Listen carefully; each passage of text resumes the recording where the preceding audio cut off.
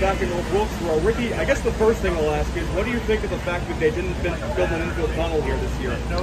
Well, I got excited when I heard they did a pedestrian bridge. I thought it was to get out of the infield, and I was going to ask them if they'd put my name on it, but it was to get across 421 over there. So, yeah, I mean, I plan on running the whole race, which I planned on last year. So hopefully I can see the checkered flag and then just walk out here. On a serious note, though, the 2 years that we've been back in North Wilkesboro, the results unfortunately haven't been there for you. I think you've been last and last. Yep, 2023 and 2024.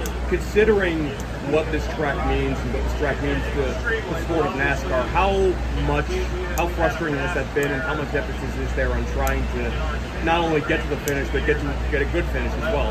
Yeah, for us, one of the reasons I was not thrilled with what happened last year is we had some different setup stuff in the car that we wanted to kind of see how it was going to play out.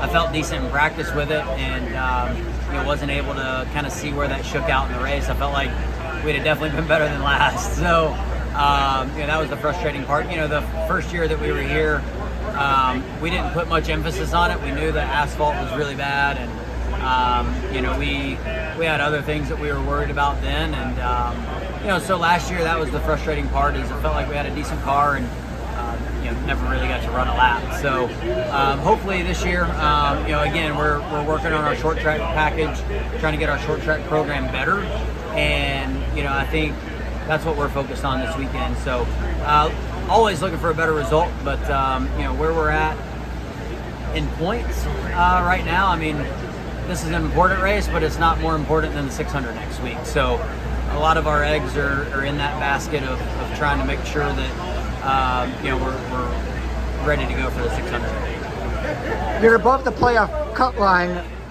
give or take about halfway through the regular season.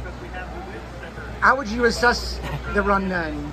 Yeah, I mean, we're thrilled where we're at because I know that we've got more potential in our race car. We haven't nearly got the speed out of our car that I feel like we have in it somewhere. So we're continuing to look for that. We're continuing to try and figure out how we can qualify better. That'll make our race days go better.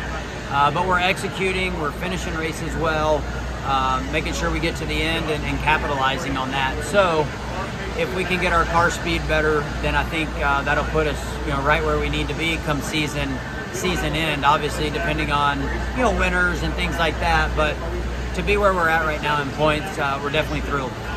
Has the amount of winless drivers, I mean, Brad Keselowski, Kyle Busch, etc., who many would view as threats to win, haven't won yet, how does that affect you? Do you feel more pressure to points race or just go win? Yeah, we're always points racing.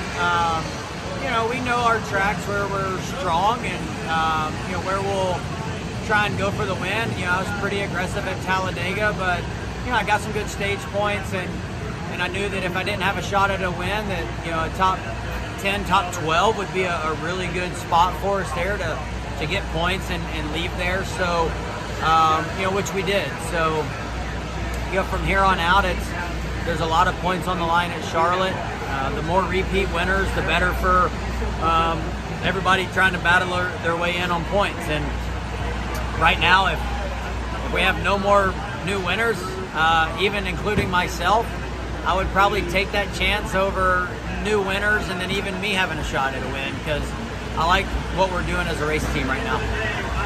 Ricky, being a single car team, how has that impacted you on a good side and maybe a bad side for the season? Yeah, I mean, on a good side is we're focused on the feedback I give. On the back side, on the bad side is we come here and we got one data point. We don't have 4 data points, and so every race that goes, I feel like you get a little bit further behind. So it's just difficult, very difficult to progress as a single car team, trying to keep up with everybody else. So I think our guys are doing a good job with what we got. It's just very difficult and tough, but we're up for the challenge. This is Custom Patch Hats. But what makes us custom? Well, that actually begins with you.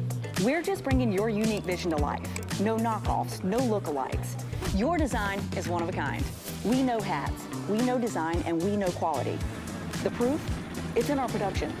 Hand-stitched with precision and care, with brands you know and trust. A one-of-a-kind patch deserves a one-of-a-kind treatment, all the way to your doorstep. It's how we keep it custom. Jared Haas with Frontstretch.com. Come back soon for more great racing videos. And if you like us, make sure to hit that subscribe button.